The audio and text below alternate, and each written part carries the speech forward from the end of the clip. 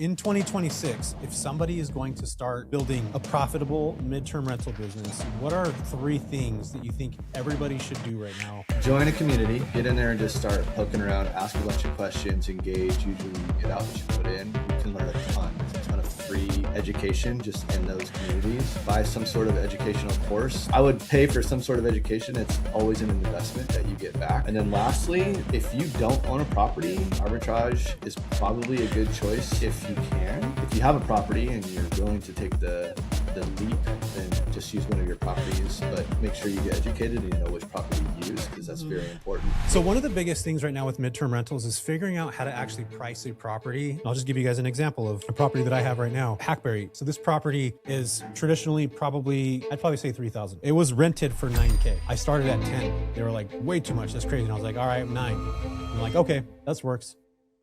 Everyone thinks they know the furnished rental business. Well, I'm here to break it to you. They actually don't.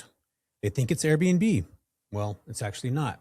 Weekend guests, it is absolutely not that either. Dynamic pricing has nothing to do with that. Everybody's fighting for 5-star reviews. That is not this business at all. Every single day, insurance companies spend millions of dollars housing families who can't go home. Corporations relocate employees. Hospitals move traveling professionals.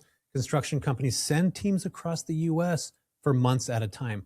They don't care about infinity pools. They sure as heck don't care about welcome baskets. They just need someone who can actually solve the very expensive problem. And almost nobody knows this market even exists. So today I'm actually pulling back the curtain on an industry that's been hiding in plain sight for quite some time. We're talking about the insurance, housing, corporate housing, temporary housing space, and how it actually works, how corporate placements happen, who controls the money, how operators find the opportunities, and why this is a business that has created life-changing income for many people across the US. And the caveat to this is they're not actually chasing tourists. They actually started to solve problems. If you've ever wondered whether there is another way than Airbnb, then this conversation is going to be exactly for you. If I gave you a choice, fight thousands of Airbnb hosts for weekend bookings or work with $1 billion insurance companies that need homes for families staying 6 months at a time, which would you actually choose? And most people don't even know the second one even exists. That's exactly why I have Jason and Kellie who are on the call today. So I'm extremely excited to have you meet them. This is not a conversation about Airbnb. It's about the hidden economy behind disasters, corporate relocations, hospitals, infrastructure projects, and insurance claims, and a market that most real estate investors will never, ever see. So today, we're going to show you exactly how it works, where the money comes from, what decision makers there are, and how to actually start to build a foundation in this business when other people cannot get in. What is up, everybody? Welcome back to another episode of the JV Pod. I'm incredibly excited today for a multitude of reasons. The first one, we got Jason and Kellie here, which is kind of interesting because Jason grew up in the same town that I grew up in. Isn't that weird, man? Like all of a sudden now you're from Turlock, I'm from Turlock, and then Kellie, you're connected to Turlock now too. Well, welcome to the show. Oh, we love to be here, man. Fellow Central Valley boys. Yeah, isn't that weird? Like, yeah. Kellie, you're never in Central Valley, I'm assuming, right? Nope, Never. for visiting. She luckily avoided that. Yeah, for those of you who don't know, Central Valley is a little tiny small section of California. I usually call it the armpit of California because there's really not a whole lot of things to do here, which is why probably Jason ended up in Ventura County, which is a beautiful area. The weather today is 100 degrees here. It's probably like 72 there probably. Scorcher. Yeah, we're suffering big time down here. Yeah, well, I'm glad to have you guys on. I think, what I'm going to talk to you guys about today is something that is near and dear to me and a lot of the people that watch or listen to this. And the people that don't listen to this, are starting to learn about midterm rentals. One of my favorite avenues in this space, because there's a lot of different kind of angles to take in the midterm rental space, it is insurance, which you guys have a lot of familiarity with and you're growing. In fact, I talked to Kellie probably, what was it, like 2021, 2022, you had a claim in one of my markets. I had a claim in one of your markets. I don't remember the exact conversation, but it started around claims, about an insurance claim that needed to be taken care of. So can you guys actually talk to me about what business you're actually in? Are you guys in real estate? Are you in business? Like what are midterm rentals, Jason and Kellie? Like explain that to me so that people can get a good idea of what this is. And then we're going to talk about the business that we're actually in. Yes, I love it. So yes, midterm rentals, 30 plus day stays or more. That is our focus. We specifically focus on insurance midterm rentals. That's what we do at Vetted Homes, our company. And we, like most people, just fell into it. I feel like that's the story for a lot of people in midterm rentals. You just kind of have a story of it just happened, or I talked to somebody and I started it somehow. So that was our story. Jason and Jackie, our friends showed us how to house families through insurance midterm rentals. They actually arbitraged our house and we moved out to the beach. And so they rented our house. They paid us $1,000 more. And we were like, that's really cool. And then we saw that they were making at some point $12,000 a month renting our house out. So we were like, this is crazy. What are you doing? We want to learn and know about it. And so we, at that time, were the only ones that they taught how to do it. And so they showed us what midterm rentals were about, and housing insurance families was our specialty and our gig. We did Airbnb. We had some not great stories, one really crazy one, but we just loved housing families through midterm rentals. And so then since then, we've actually taught people how to do it as well. We kind of had people coming to us once we took over our property back. They moved to Texas, and then we started renting our property out to families. And then people kept coming to us like saying, what are you guys doing? How are you renting your property for this much? Housing families and all the details. Honestly, Jesse, it was birthed out of necessity. My wife, she would give the shirt off her back to anybody, and she'd be on the phone like every night. Okay, explain to me. Tell me what you guys are doing. You're housing who? And honestly, it was like, hours and hours of time. And we're like, man, let's just create something where we can help people like at scale, masses. And that's honestly how Vetted Homes was birthed, for sure. Very cool. Yeah, I think that, like you guys in the Airbnb world, I mean, I had people, I remember one time I had a call. It was like at 12:30 at night. I was sleeping. I go to bed at like 9 o'clock. You guys, I'm boring old guy over here. And I got a call at 12:30 at night, and it was my neighbor of one of my properties that I had. This was years ago. And she said, hey, I just want to let you know that your Airbnb property, there's a woman face down in the middle of the road. This is in Modesto, by the way. Super nice neighborhood, like really, really like really A-class neighborhood. And I gave everybody my number. And anyway, she called me and she's like, hey, I just want to let you know, there's a lady face down on the floor. There's ambulances. Everybody's out here. The entire neighborhood's awake. They're having an LSD party. And that was the first time I ever had like people flipping, like there's like people wigging out. I watched I wish I can go back and find this footage. It was so good. Like people were just back and forth outside. There was a woman like on the ground. Ambulances were there. And I'm just like, I don't want to do this like this anymore. Like it was the kid that used their parents' short-term rental Airbnb listing or whatever, their platform, and booked the property. And it was 12:30 at night. And I got the call from the neighbor. So I'm like, I don't want to do this. So, and Airbnb actually shut down my listings after that. They had to do an investigation. So they were like, this is why, like for me, with you guys, like people fall into this. There's many people out there that get these really crazy Airbnb bookings where they're insurance companies looking for housing on Airbnb, and they'll get these amazing bookings and just be like, man, I wish I could do that again. I wish I can get that $7,000, $8,000, $10,000, $12,000 booking. They paid this crazy amount of money for my property. I want that again. And this is where I think most people get stuck and get lost, and we can dive into this. But like, what's midterm rental insurance? Because you guys have a thing. Is it IMTR? Is that what you guys call it? Okay, cool. So with IMTR, which is insurance midterm rentals, and I get yelled at by corporate housing people all the time that say it's not midterm rentals, it's corporate housing, it's furnished housing. And I'm just like, okay, guys, call it whatever you want, whatever acronym you want. It's all the same thing at the end of the day. Totally. But like when we talk about insurance placement, because it pays higher, and yes, we get to help a family out. What exactly is insurance placement? Let's talk about that, Kellie and Jason. Yeah, so it's basically a relocation company, I would love to actually talk to you about this. What is a good term that we can come up with that explains kind of the middlemen? We've always called them lease matchers in our little community, but I'm like, we need to coin this phrase so that we all know who's talking about who, so it makes more sense. But it's basically they have the leads and bring the leads to the homeowners and share. We have a family in need, and usually it's a need, within a couple days that they need the property. And then we house the families from 2 to 4 months, I would say, is the average. But obviously with fires and sometimes floods as well, it can go up to 14 months for a fire, 15 months. Yeah, I think our record in our community was like 16 months. Somebody hosted a fire family, which is insane. I got you guys beat on that. I got 26 months.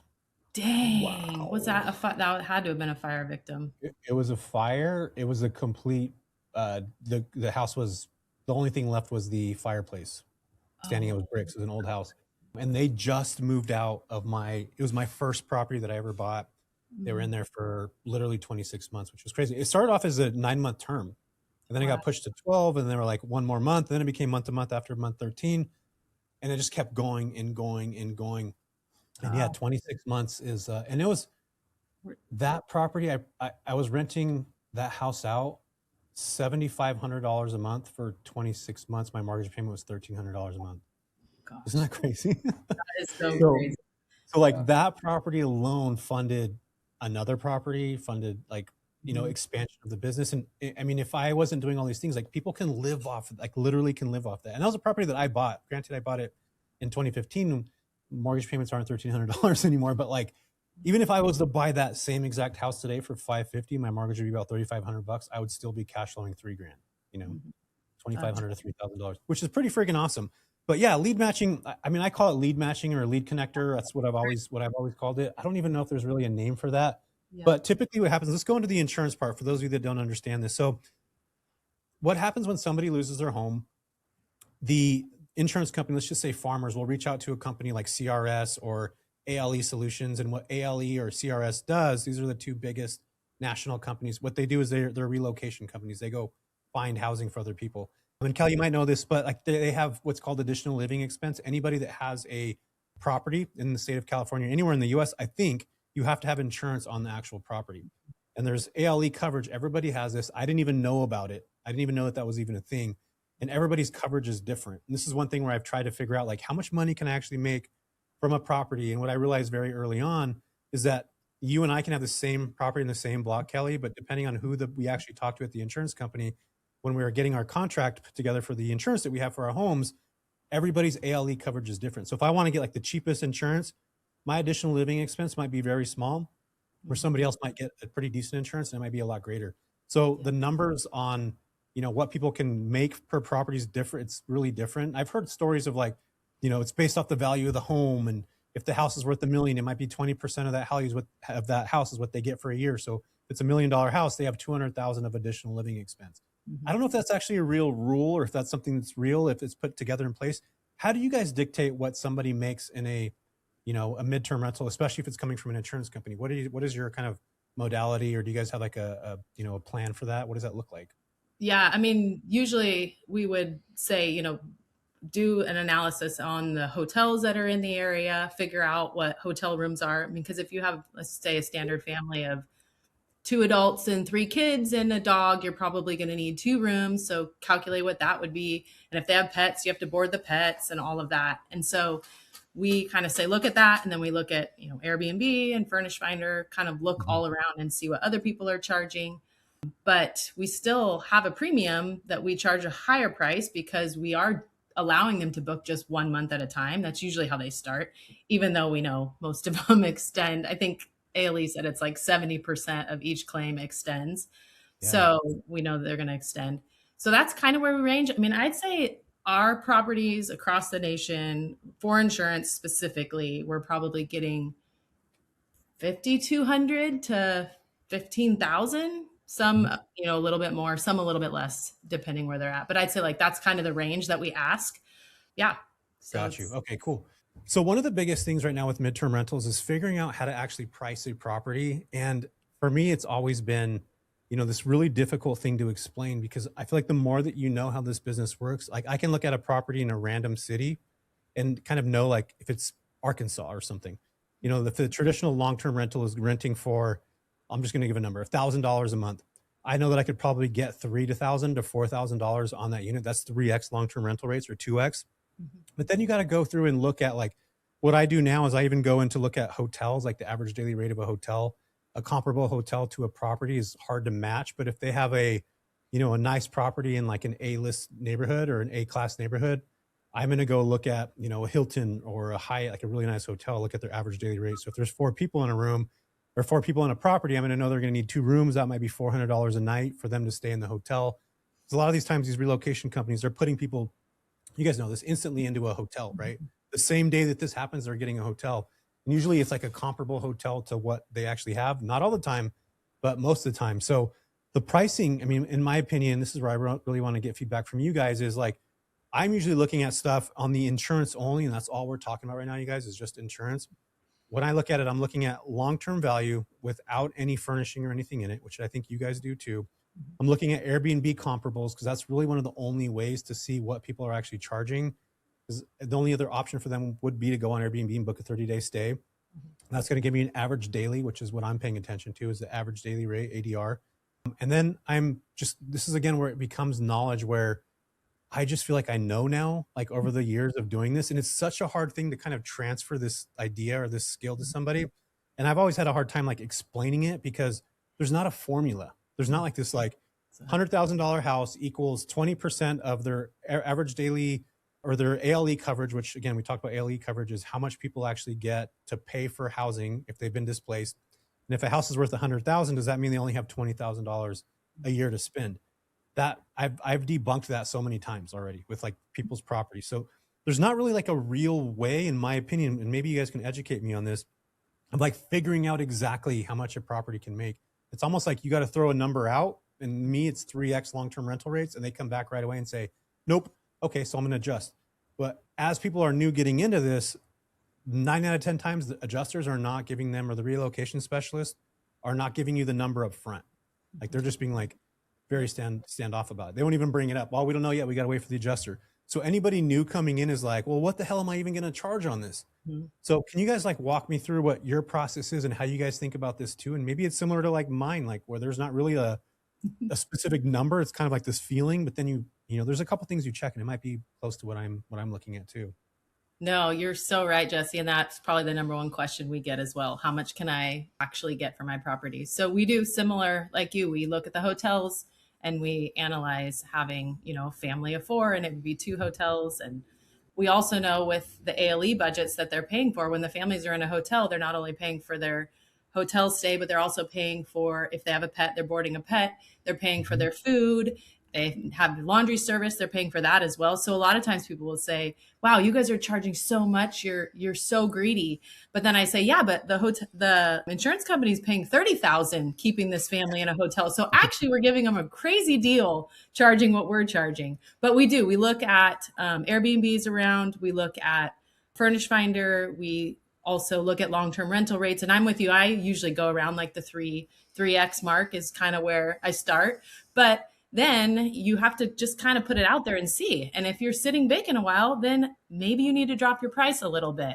If you get booked immediately, maybe next time you're like, wow, I could maybe charge a little bit more. So I feel like it is very much a trial and error, but it also is even across the board where like we have pricing for the relocation companies because I've been in the business for 7 years. I know what I can get for my property and what it's worth. And if I'm going direct with them, I have my set price because I know that it's a great price. I'm still saving them money and we're still going to book the home. Now, if I'm working with a lead share family or lease matcher, lead partner connector, then I'm like, I have a lower price for them because I know that they're going to make money on top of what they're asking for me.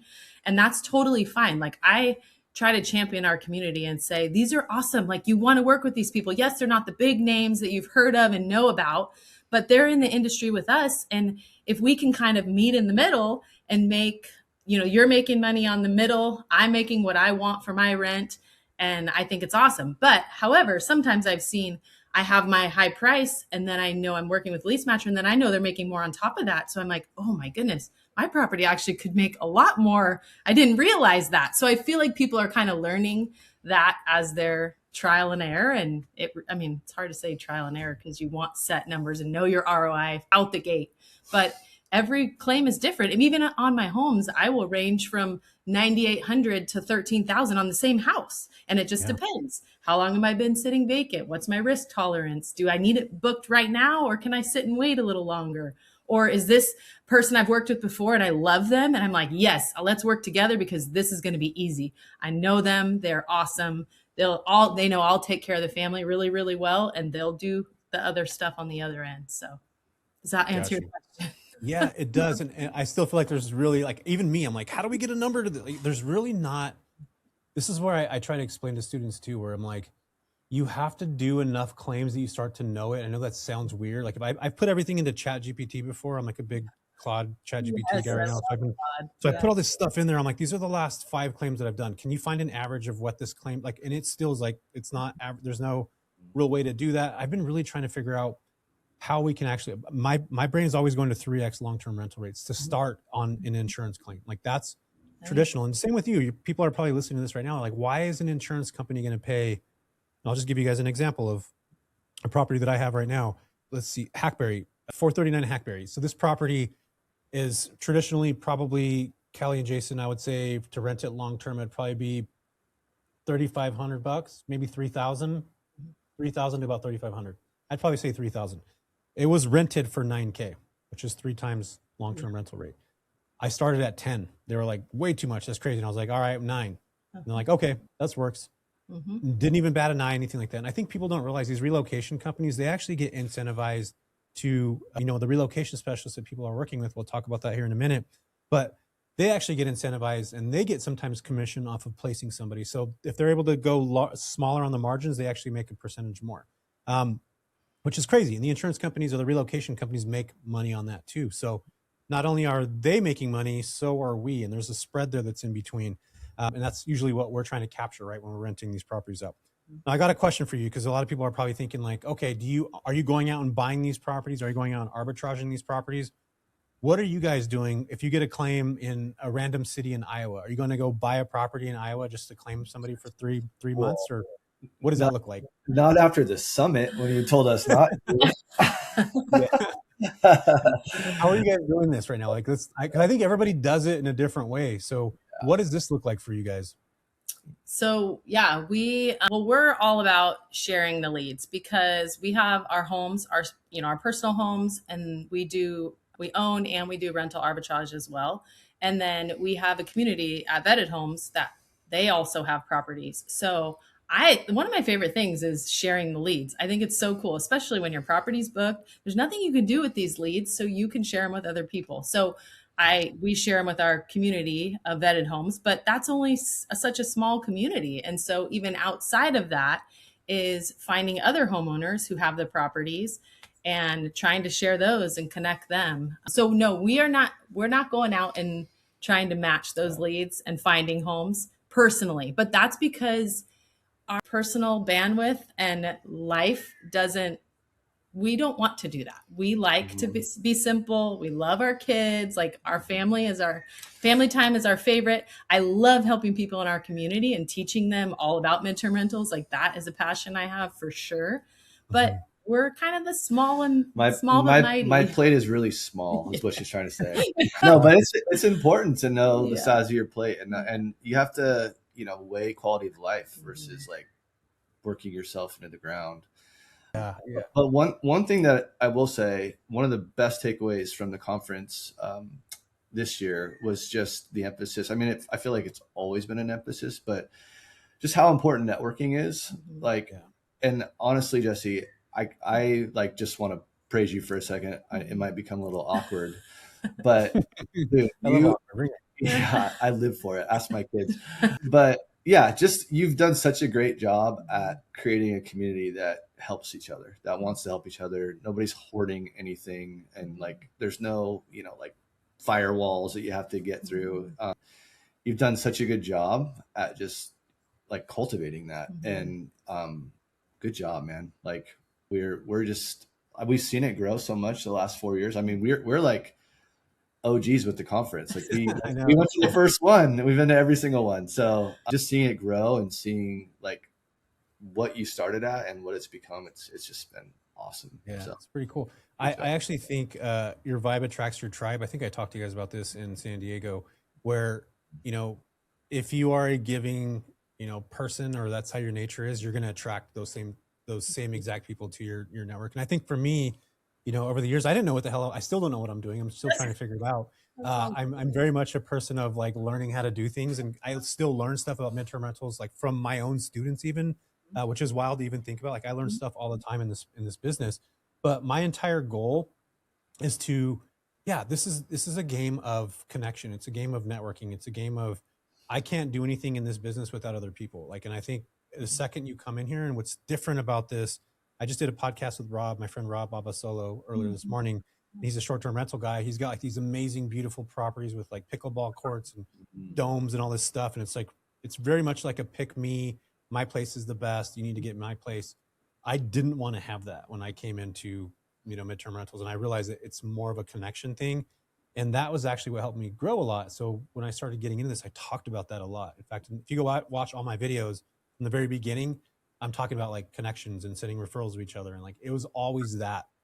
So I think that's, thank you for telling me that, Jason. I'm taking those flowers and I'm going to hang them on my wall. And it wasn't awkward at all. So thank you for not making it awkward. No, now it's my turn to praise you too. Yeah. I just think it's so cool. I've like watching you. I feel like there's times where I'm like, I'm so glad he's doing that. Because when you made the shirts that said, what does it say? I have all the ideas, or I got all the ideas. Ideas, man. Yeah. That is so me. It's just so much. I have like notes in my phone that says Kellie brain and work brain, all the ideas. But I am proud of you for going after them and like taking action. And that's what I feel like people have to do. We have all these great ideas, but you have to take action and do the steps to get there. And you have done that. And so well done. Yeah. And you've created a really cool community. So. Well, I'm going to challenge you guys on something right now. Because Jason, you had mentioned this earlier that you don't want to, your plate is small. Uh-oh. That is the only thing I'm challenging you on right now is the idea of bringing and hiring a team so that you can go do the life that you want to live, make more money, impact more people, help more people. That's something I was very much in that same frame. And the only reason why I'm even bringing this up right now is because I had a moment where I'm like, how am I going to continue to grow? What does my life need to look like? And I think you guys already mapped this out. You guys probably already did this. So this is me talking not just to you guys, but to everybody here. Because I talked to so many students and they're like, or people just in general, and they're like, I want to do this. And this is like what I think I'm supposed to do. And I'm like, okay, cool. What does that look like? Now map it out. You guys already have it. Like, already like, oh, this is my plate. I don't want to add any more than this. I don't want to take away from family life and all this stuff. But what if you're able to do that and then have a couple side plates that those side plates are your employees that you have, people that you're bringing on, and then you can take more on, but still not necessarily have to deal with the day-to-day stuff. So I'm just encouraging people as you start to build, like have a team, because that was the biggest unlock for me, you guys. Like I'm being super honest about this. Like I remember when I was making really good cash, like early on, and I was keeping it and using it to buy more properties, I started to not do that and invest it into other people.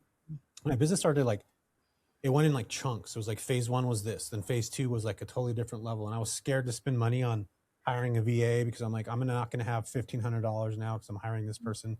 But the second that you do that and you start kind of looking outside of where you're at and the growth perspective, especially in this space, it continues to like multiply. So I'll challenge you guys on that at some point. But it sounds like you already have. It sounds like you already have your life mapped out, and that's good. Kellie's so happy. I didn't she's just jabbing me in the ribs here. No. What do you say? You say delegate, elevate to delegate, or delegate to elevate. Yeah, I'm like, I can delegate with the best of them. But I totally agree. And I just hired my first EA. Well, actually, Jackie helped me hire her 2 months ago, and it has absolutely changed my life. And I talk to everybody now. I'm like, everybody needs an assistant, first of all, and to work 40 hours a week. I mean, she's implementing what's been in my brain for so long that I just put on, you try to get to it. And she's helping me do so much of that. So, and I'm so thankful. And the best part is it's so cool to be able to bless people financially too. When things are going great, you're like, yep, here's a bonus, and yay. Yeah. Thanks for helping me do this. And so I love it. It's so cool. So yes, I agree. It's allowed us to do a lot more having help. And it's not necessarily about money too. I think when we talk about this stuff, it's like, does more money equal more responsibility? Yes. But also I feel like that delegation piece, and it took me 5 years to hire a VA, you guys. Like I didn't hire somebody until I'm lying. It was 2019, 4 years of doing the business without having, and doing a co-hosting business, like all this, I was doing it by myself at a W-2 job while I was doing that. So I realized, and I was too embarrassed or scared to spend money on somebody, $1,500 a month, that I was like, I'm not going to have that. Like I was such a selfish, this is my $1,500. I'm not going to go give somebody else money that I can be doing. But it was this process of me learning. In fact, I read a book, The E-Myth. I gave it away at the summit. That one book right there made me change. And you know how everybody always says, this one book changed everything. Like I read it so many times. And it's about a baker, and she goes in at 3 a.m. to start baking sourdough. She did sourdough and had the donut business and bakery and all this stuff. and she wouldn't leave until 7 p.m. at night. So literally 13 hours a day, she was responsible for everything in that business all together all the time. And what she realized is she can hire more people on, she can do more hours, she can have more things. And it's such a simple concept, but we don't realize this as we're in the business, that there's other layers. So like imagine, Kellie, right now, if you had 3 more VAs, 2 of them that were exceptionally better than the one that you have now, how much more you guys could be doing, what more is going to be taken off your plate, and how much more time you can actually have, family life, all that other stuff. It's this weird compounding thing. So, and again, anytime I talk to somebody like, yeah, I'm kind of happy with where I'm at now, I'm like, awesome. But what's like the next layer of that? Because running a business is like, you might be happy now, then all of a sudden money's going to dip tomorrow. Yes. And what do we need to do to change? Like, how do we adjust to this? And I think that's always been for me, especially now, because the consumer sentiment, even my coaching program, like 2 years ago, we were crushing. 2025 slowed down a lot. My properties are still doing well, which is amazing. But things change and like operations change, and you have to adjust. And sometimes you're having to spend more time somewhere in something. And this is where I feel like being able to have the leverage of, other people is so important. So Jason, I'm going to challenge you when I have you guys back on. I'm going to be like, dude, what's the next hire happening? So slow Jason's plate up right now, you guys, right, Kellie? Go. Let's talk about this now.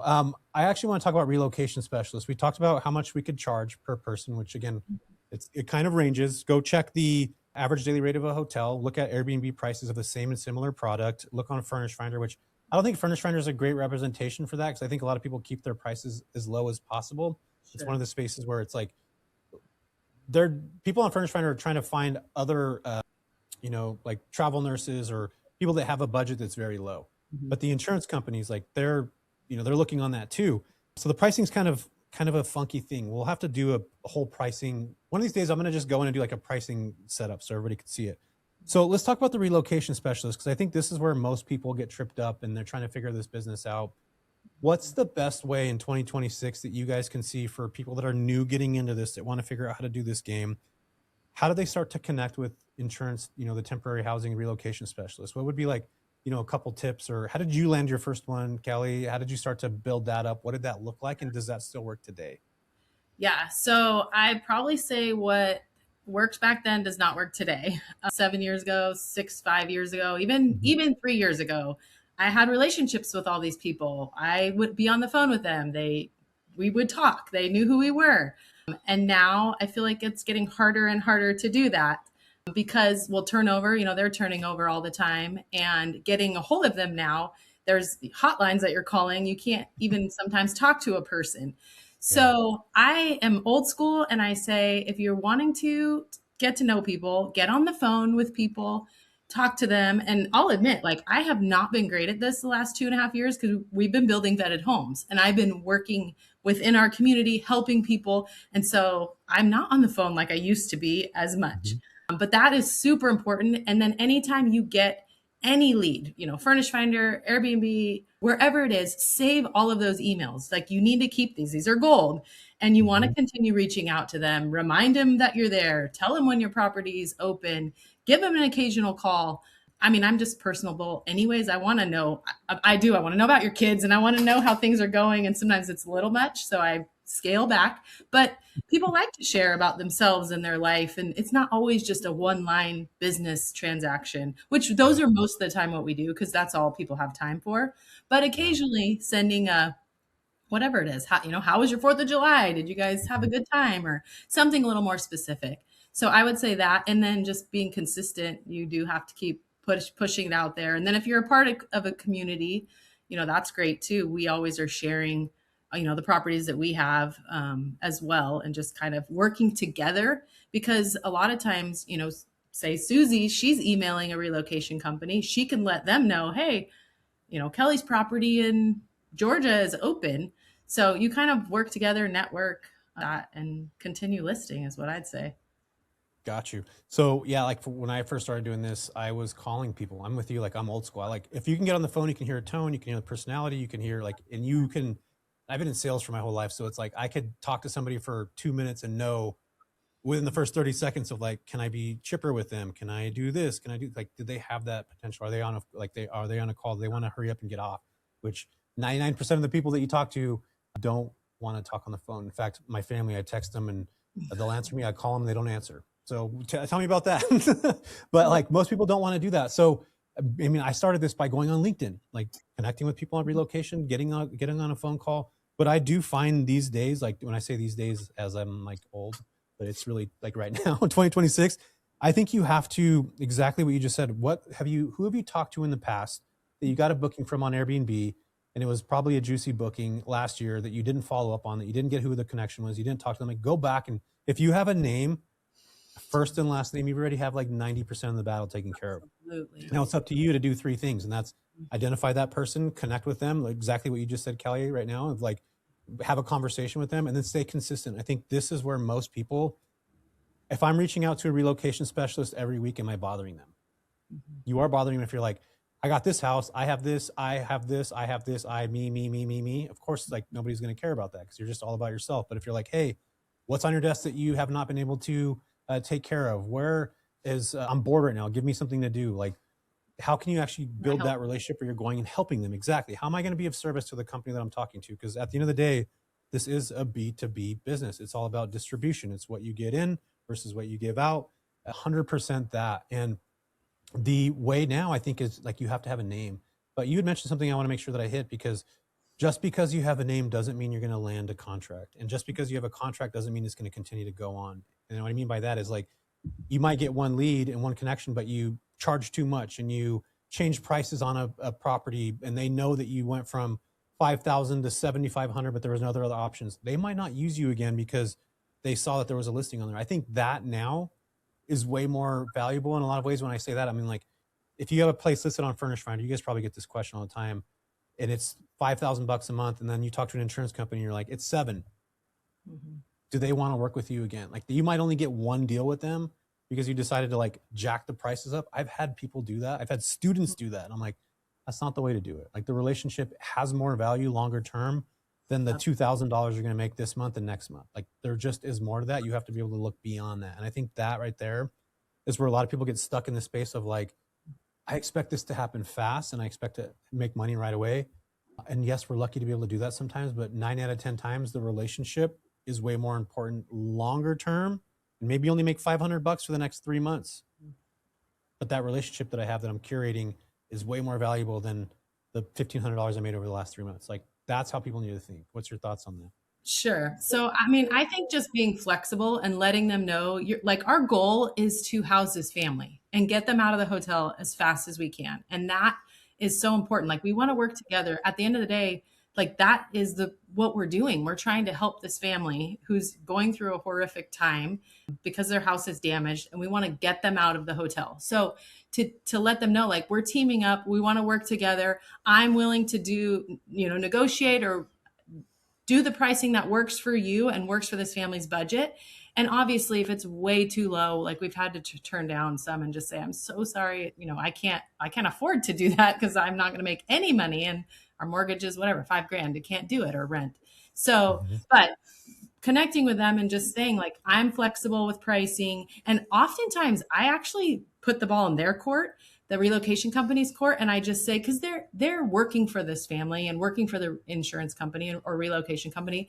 They just want the placement done. So then I just kind of say, what do you think? How much is it going to be, or what works for their budget? And then kind of go from there. Especially with pets, I do that often too. Yeah. If it's 3 dogs, I'm like, well, what do you think's reasonable? And oftentimes they'll say something higher than what I'm actually going to ask for. So I'm like, great, that works. So, but being willing to be flexible, and obviously you want to have like your bottom line that you want to make it worth it, that you're making money on it, of course.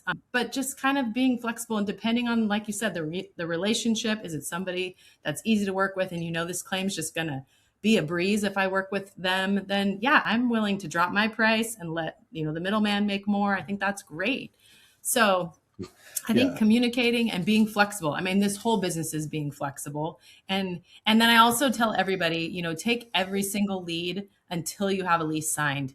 Because I am such a loyal person. And, 6 years ago, I was like, well, I talked to this family and I loved them. They're so nice and I want them out of the hotel. And then, you get another one, but I'm like, oh, sorry, I can't take that one because I've already been talking to this family. And then at the end of the day, their insurance won't cover it, or they have to find somewhere that's $3,000 cheaper. And you're like, dang it, I lost it. So that's some advice I definitely have is take every single lead until you have a lease signed. And I'm usually upfront with the people that I'm working with, like, hey, there's another family looking, just letting you know it's not like to light a fire under you to hurry, but if you want it, you kind of got to hurry if you can. Yeah. So, and it's a waiting game with the adjusters. Like, that's the other hard thing is you have to wait until the adjuster comes back and gives the okay or not. So there is a little bit of waiting as well. Yeah, there definitely is. I've had claims where like I'll get a call today from, an insurance company and they'll say, what properties you have. I'll share what properties I have. Tomorrow they're like, okay, cool. Family wants to check out, this 123 Main Street. Mhm. Okay, they're really interested in it. They want to do it. And I'm like, okay, well, pass me their information over. And then literally a week later, don't hear from anybody at all. And then all of a sudden they're just like, okay, when are they going to move? Like they want to move in already. They haven't even looked at the house, nothing. And then the adjuster like finally comes back out of nowhere. I've moved on. And honestly, between how many claims we get, we're closing probably 2 out of 7 claims, sometimes even 1 out of 7 claims, depending on the month. So like when people think about getting in this business, it's really a volume game. And that means you can have 3 connections that are sending you, 4 claims a week. Each one of those, that's 12 claims a week. You're going to land probably 2 or 3 out of those 12 because the property's got to be in the same area. It's got to be same and similar house. It's got to have, the amenities that they're looking for. Their job might be a little bit too far out of the way. So like there's all these variables when it comes to the insurance space where I always tell people exactly what you just said. Like until you sign a lease, nothing like all this stuff in between doesn't matter. Like it just doesn't. Sure. And I mean, I know we say insurance. I mean, that's our niche. That's what we're known for. But obviously, where we're platforming, where we're connecting, we house corporate clients. We house all sorts of different clients, people relocating for work and all of that. So that's the other thing. I think people come in, they're like, I just want insurance. And I'm like, okay, that's hard to do. Like, yes, those are our favorite. And you can sit and wait for it, which I personally on most of the time, like will do. But not always. I mean, I do take, the occasional short term, especially in our beach house. I'm like, yeah, I have to do occasional short term, or the family that only needs a month because they're closing escrow and they need just a place to stay. So yeah, you have to be open to all of it. It's not just one, insurance only type of thing. So yeah, I have friends and people that I've mentored in the community that they're just specifically hyper focused on insurance, and they do. I'm thinking of like 2 or 3 people right now that are doing over $2 million. They're just doing insurance only. And I'm scared. I get scared for them. In fact, I had a conversation with one of them not that long ago. And I was like, man, listen, like if this insurance stuff goes away one day, which there might be, you might have the best relationships with the relocation specialist. And in 5 years, ALE decides to create a portal and all their people have to go through that portal. It doesn't matter the relationships they have with you and I and everybody else. Like that may be the way we might be regulated out of that, where they've now conformed and they're going through a certain thing. What happens if you don't have additional ways of doing something? Then what, So I always tell people like exactly what you're saying, have a pie chart. If you want 35-40% of your business to come from insurance, awesome. But you need to have the other, 65% needs to be allocated somewhere else. You need to be really focused on getting those too. But also I realize like in 2026, you have to hyper focus on who you're going after. Because if you're speaking to everybody, you're speaking to nobody, right? So like, it's one of those weird games where I always tell people, pick a lane that you want to go in. If that's insurance, cool. Go all in on that right now. Build a foundation, start to talk to a couple different people, and then branch off and maybe think about construction or infrastructure. Start working on that. And you talked about relocation earlier, where there's families that are moving from Turlock to, Ventura all the time, probably. Maybe not all the time, but maybe from other places. Exactly. And who am I going to talk to where I can get those people? Well, a bunch of agents and people that are dealing with the people that are moving.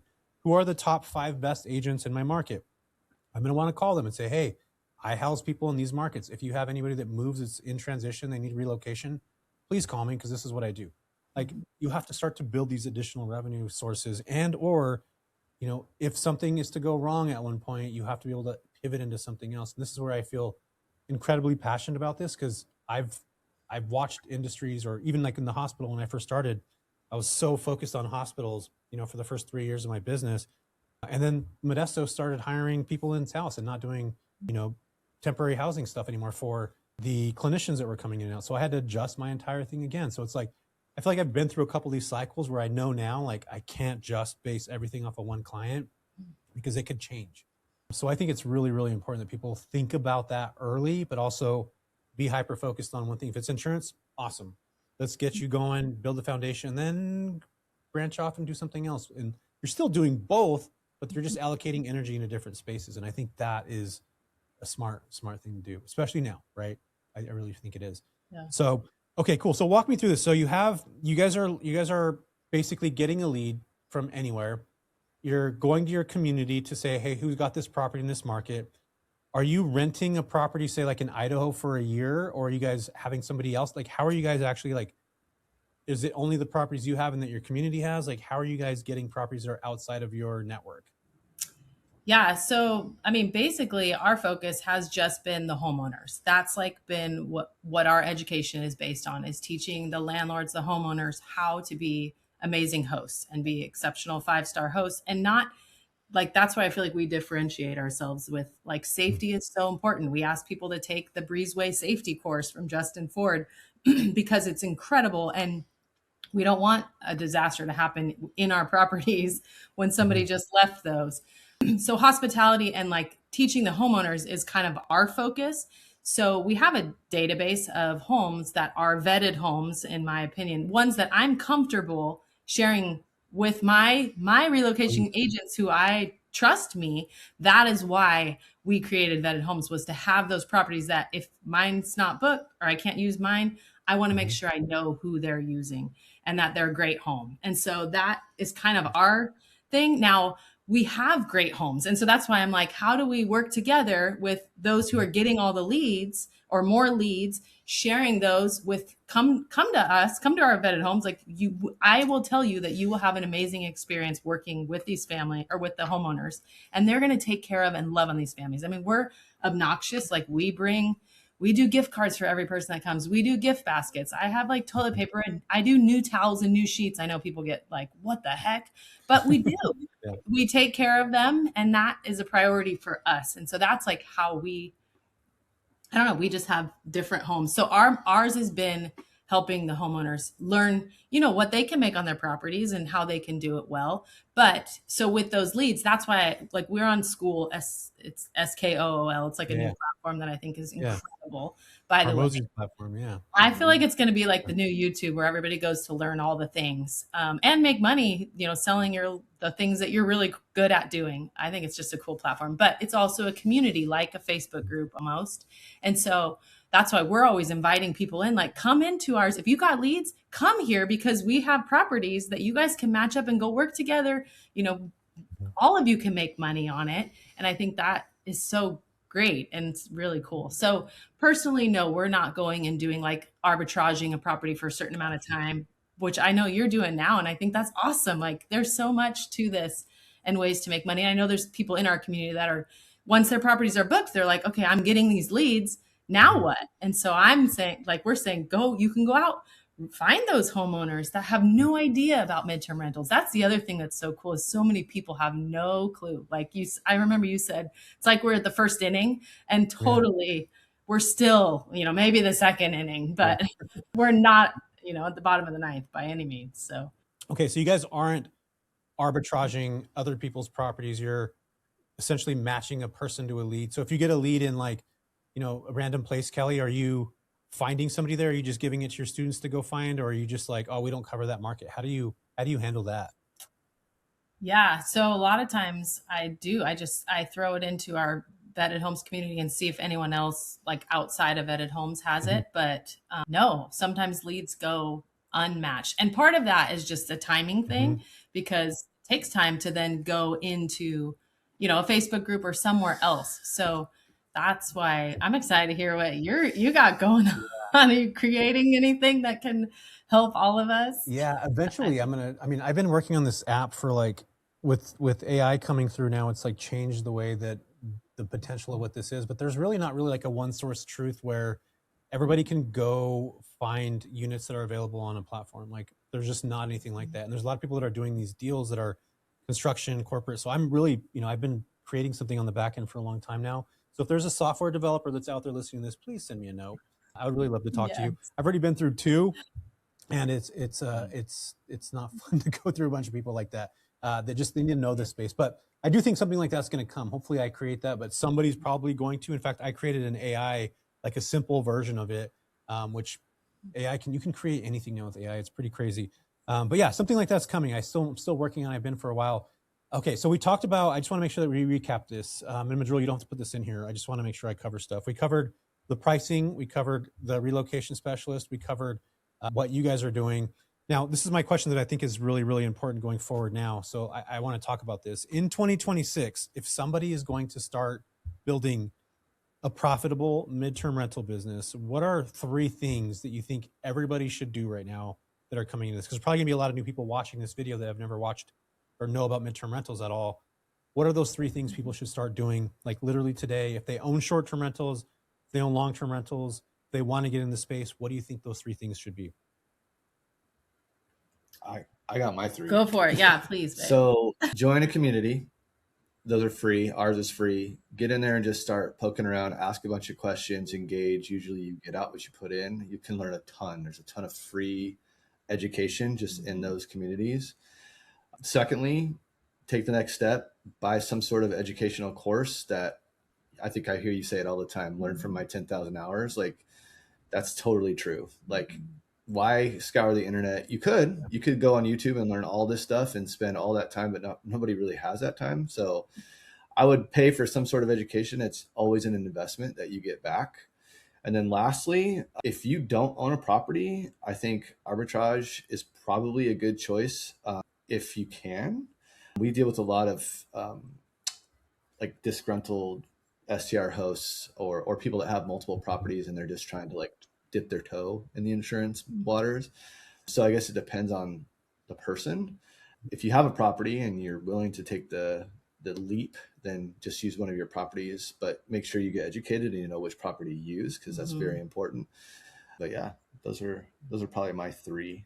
Yeah, I agree with you on those. Go ahead, Kelly. I know you got something else. Go for it. No, I mean, I just say you have to plan and budget for vacancy, and you have to plan for things to go wrong on a property, and maybe not have unrealistic expectations. Like, I'm going to make all this money day one, and it's going to be crazy amazing, and I'm going to do barely any work. So that part, I feel like, yeah. But midterm rentals, I will say, I mean, it is so much less work than short-term rentals. I mean, it really is. If you put your system in place and we have a little welcome website. We use a website called CARD. It's CARRD.co. It's cheap. It's just a 1-page website. You can walk into the property, scan a QR code, and it tells you the trash and if there's a TV that's wonky or how to use the microwave. Microwave is pretty simple. But if you have an oven that's funky, it'll show you how to use it. All those things. And then you can add to it as a guest asks questions. You just keep adding to it. And then now we don't even get calls from people. It's just like, here's the website. They look at it and figure it out. But having your systems in place, you're basically just welcoming the family there. And then you might talk to them 1 or 2 times at the beginning. And then usually it's just seeing if they're extending or not. So you don't have as much turnover or as much work with it. But furnishing and doing all that, that's a crazy 2 weeks of getting everything up and running and all of that. So I just think prepare for budget wise. I feel like that's the biggest thing. Cause then when vacancy happens, like, I don't sweat it because I already have it in my account saved up. It's not a big deal. Like, I look at midterm rentals over a year. I don't look at it month to month and panic if I'm not booked 1 month. Like, they're just, especially insurance. If you're just going insurance, you're going to have even more vacancy. So if you're not willing to, fill in with STRs or do something different in interim. So I'd say that. And then I think it's a great industry to be in. I mean, to be able to help people, I think it's so cool. And you meet so many cool people who are staying in your properties. Like, some of them have become friends with us because we've helped them through some hard stuff. And so that part, I feel like that it's really cool to be in an industry that's like win, win, win. The relocation company wins, the family gets into a home, and then we make money doing it. Sometimes I feel bad, but I'm like, this is my jam. Yeah. I love hospitality, and getting paid to do it is so cool. I know. I always say that too. I'm just like, this is one of the coolest spaces to be in because you're making more money. You're taking care of a family. And you know how many people hate Airbnb owners? Like, I didn't realize until I got on the internet how many people like actually hate. I'm talking like hate, using the word hate, because this is true. People hate Airbnb owners. And these are people that like spent their life savings to buy a secondary home or, a second house as an investment. It doesn't work as a long-term rental. They're renting it out. And I think what we get to do, which is pretty cool, is like, we're not renting it to vacationers. We're renting it to people that have been displaced. We're renting it to people that are gentrifying our neighborhoods, whether that's a good or bad thing, however you look at that, or people that are, construction workers are coming in to do stuff. Doctors are staying at properties, nurses, like that's actually supporting the community in a lot of ways. It's not necessarily taking a home from a family. It's actually rehoming a family that already has a home into another home. So like, I don't know, it just really is a powerful place to be. And I do agree with you guys on that. And yeah, Jason, stealing somebody's 10,000 hours. I wish that there was you guys when I was starting off. Like I had to learn everything from the scratch. And I still, like, I'm literally been doing this for 11 years. I'm still learning today.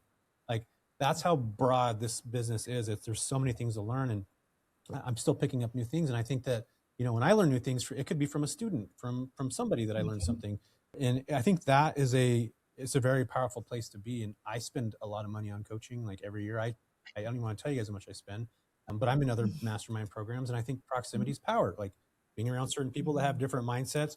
Talked about going big, Jason, bigger plates.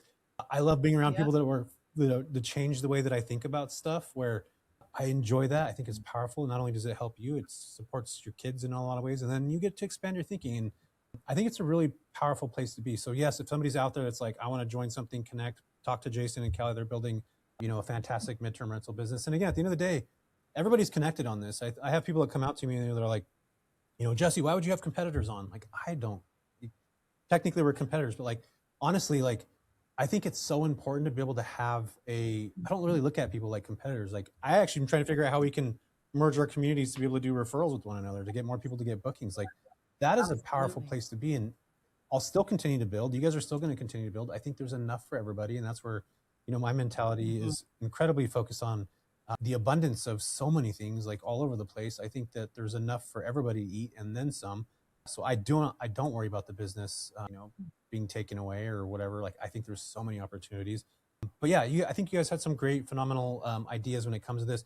You did talk about a really bad Airbnb guest that you had, Kellie. What was that? Like, if you guys can give us a little snippet of what that was like. It sounds like you guys looked at each other right now like, this is a crazy one. Should we tell her or not? After she shares this, can I ask you a question? Because I'm dying to know. Yeah, something. go for it. Okay, go ahead. Okay, it was back.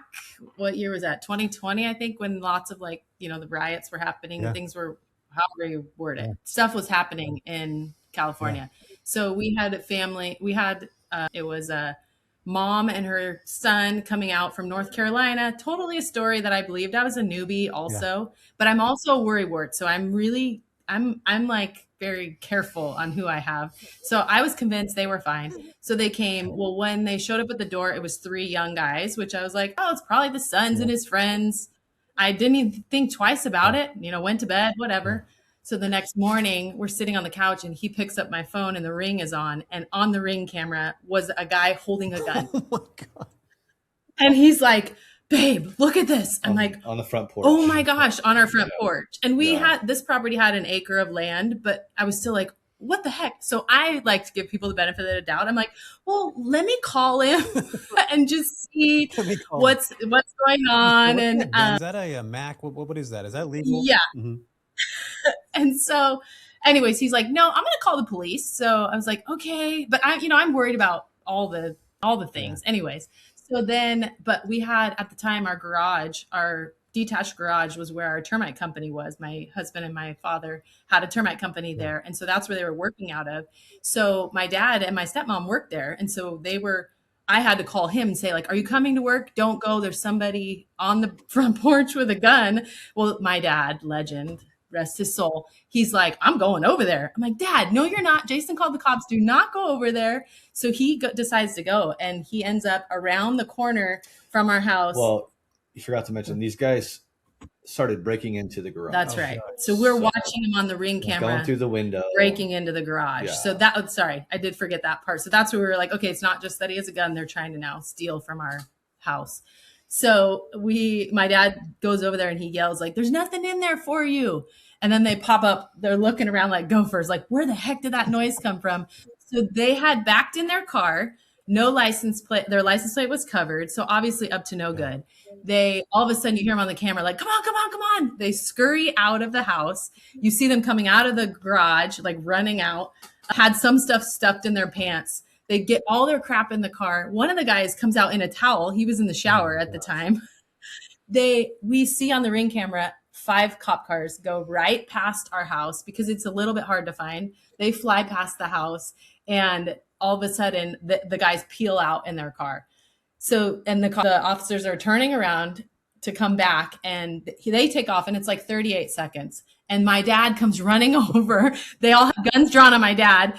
And he's like, it's not me. It's not me. They just took off. You need to chase them.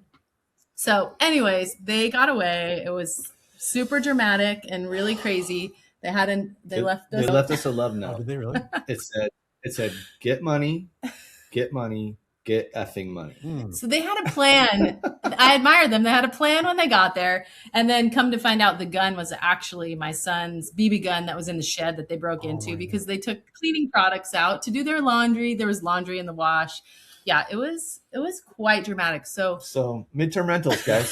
So Airbnb, I have trauma. When I hear like a ring bing, I'm like, what is that? I've had people steal stuff from my properties, like the tree house that I have. Like I've had people, that place, it's like my content house now. Like I record a bunch of content out of there, but I had it on Airbnb for a long time, and man, I had people still roll away beds. Like I had a midterm guest completely, like I came into the house, there was like cocaine all over the floors. Like there were straws that were cut in half. These were midterm rental guests, an insurance claim that I had. We had sent a cleaner in.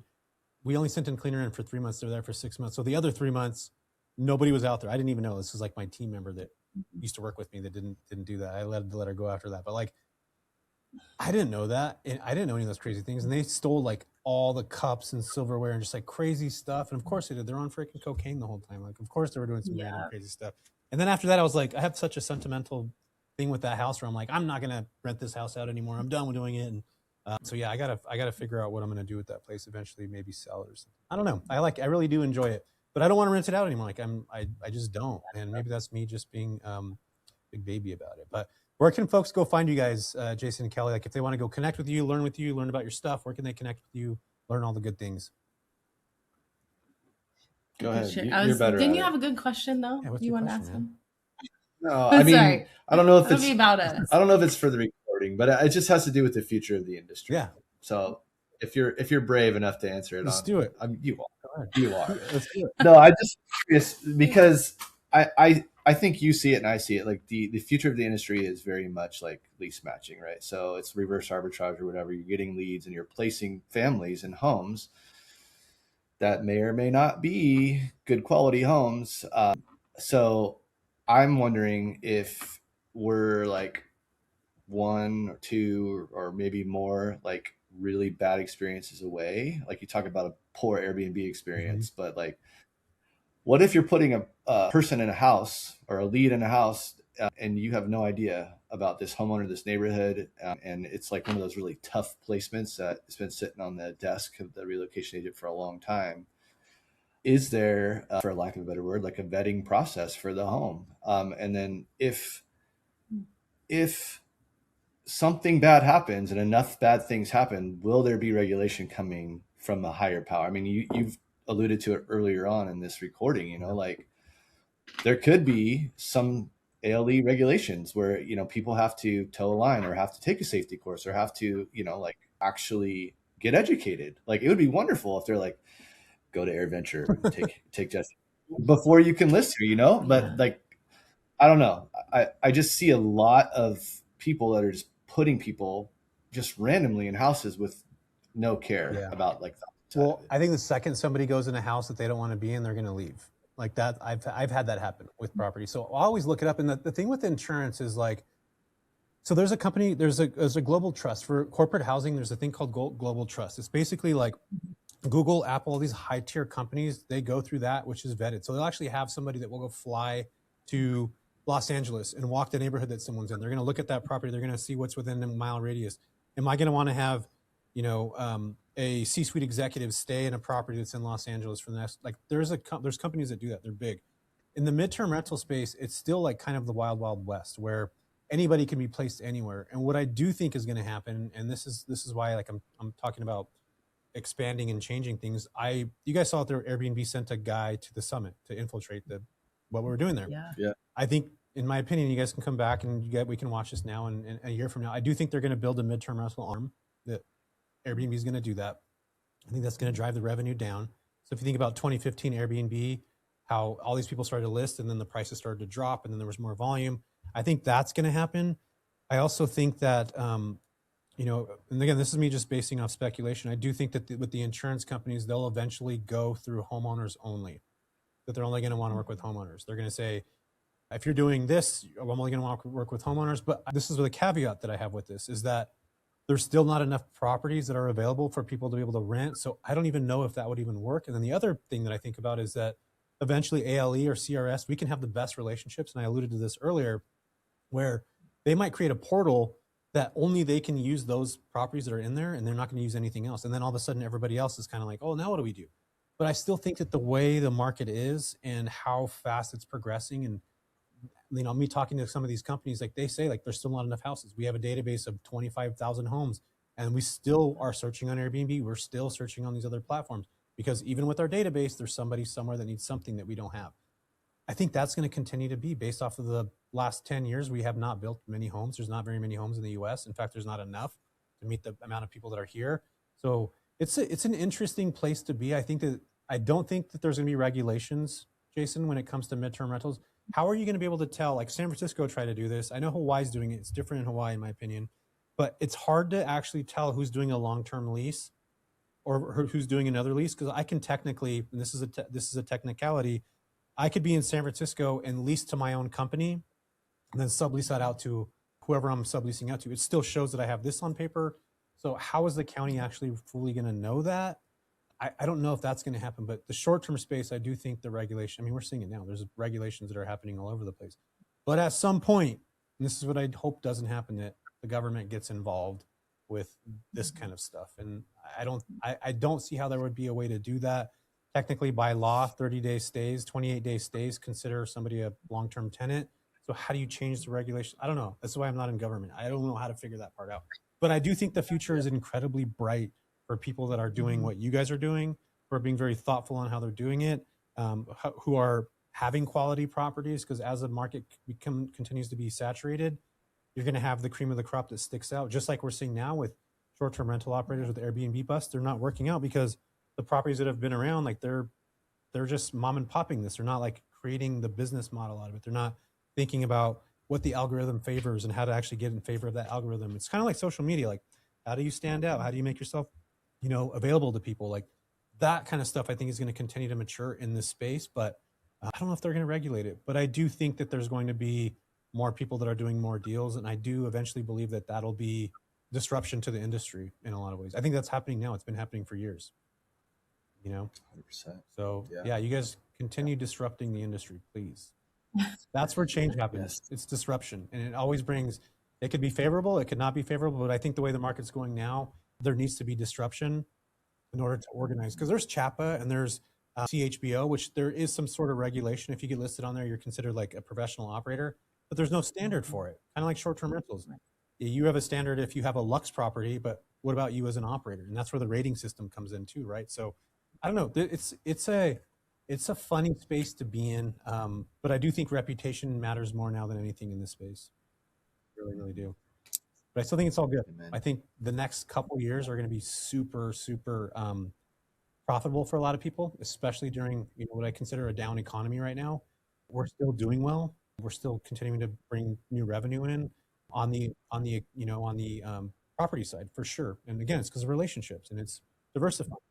So I do believe there's still a ton of potential, and that's why I'm like urging people to get in now, be thoughtful on this, because as 2028 and 2029 roll around, which by the way, there's still continued growth up until 2032 in a lot of these markets. I've been reading a ton of reports on that.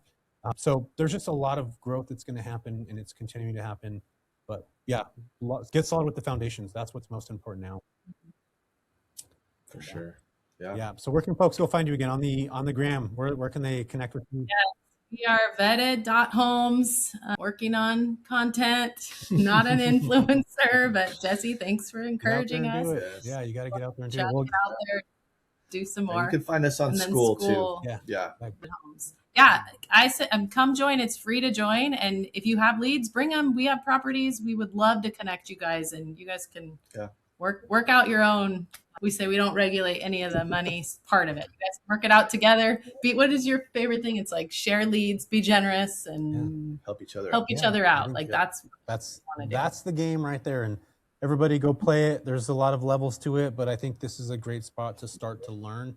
Pick that up and go follow Jason and Kellie. Kellie's going to be doing all kinds of content. So you guys are going to be watching all that happen in real time too. So yeah, I appreciate you guys. Thank you so much. Go give them a follow. And yeah, this has been fantastic. Thank you guys for hanging out. Thank you. It's seriously an honor to be on here. It's a big deal. You are that Mr. MTR. So thank you for listening to the JV podcast. I'm Jesse Vasquez, your host. I appreciate you for listening. And if you could do me a huge solid, go like and subscribe to this. This helps us tremendously. And as always, thank you so much for listening and have a wonderful rest of your day.